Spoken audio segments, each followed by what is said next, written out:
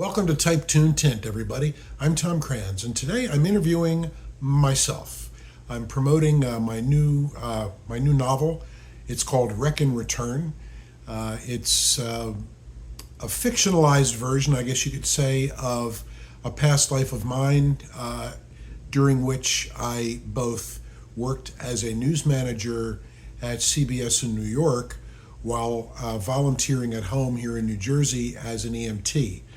I did worked at CBS for 15 years. I did the EMT thing for 22.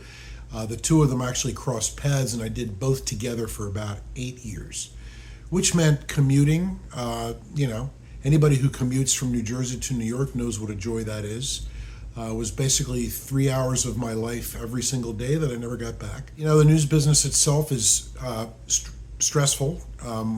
It was a stressful working environment, although the people who I worked with in my immediate scope were very nice and became kind of a second family. Being kind of on alert for news 24 hours a day, 7 days a week can kind of become a handful after a while.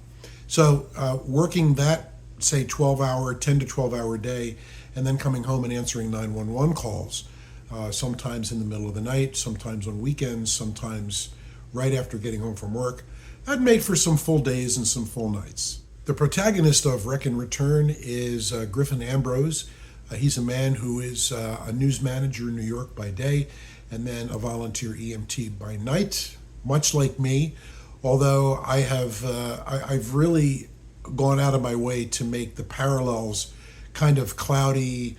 A lot of the 911 calls that I feature in the book are based on real 911 calls I went on, but I've really generalized some of the features of those calls, and I've tried very hard to make all those people as anonymous and as generic as possible, so there's no possibility anybody will recognize themselves. These calls all happened over a period of 20 years or so, and there were 3,000 of them, more or less. So I doubt that there will be an issue, but I did want to just kind of keep them as broad as possible. But the basics of the calls are there, and some of the basics of the New York portion of the story are also relevant as well. My protagonist, Mr. Ambrose, he has himself a healthy drink at the end of each workday and convinces himself that he can do that, stop after a period of time, and then be lucent and cogent enough to then go on a 911 call if it happens to be his night, which is an 11 p.m. shift, which he would answer from home. It turns out that doesn't work, and I wrote this as kind of a cautionary tale of a worst case scenario that would happen to an EMT in a case where he or she thinks they can kind of juggle alcohol and that job along with their full-time paid job.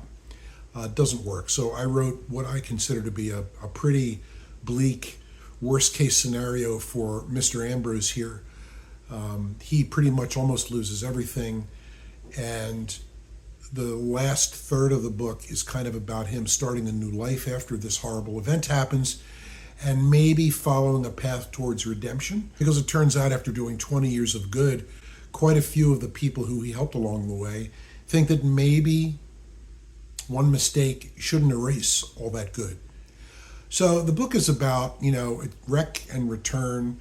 This is a guy who pretty much wrecks his life, but then he sees a little glimmer of hope in that he might be able to return to that life.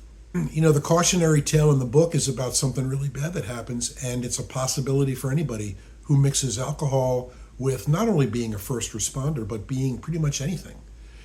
The greatest gift I've had in my adult life has been, in addition to my family, has been being sober all the time and not having to decide every single day, shall I drink or shall I get into my car? Should I imbibe with my friends at a restaurant, or should I be, clear-headed and be able to drive home in one piece? I no longer have to make those decisions, and maybe somebody seeing or hearing this will take that to heart as well. Part of my mission here is to kind of spread the word that alcohol really doesn't mix with much of anything, and for me, it's been a blessing to not have it. Wreck and Return in softcover and ebook on Amazon. Thanks for joining me here on Type Tune Tint. This is our 5th season, and I'll be back soon with another story of an artist, writer, photographer, or a musician who found his or her talent underneath their day-to-day work or under layers of denial, or just waking up one day and deciding, I can do this after all. Thanks for joining me, and take care.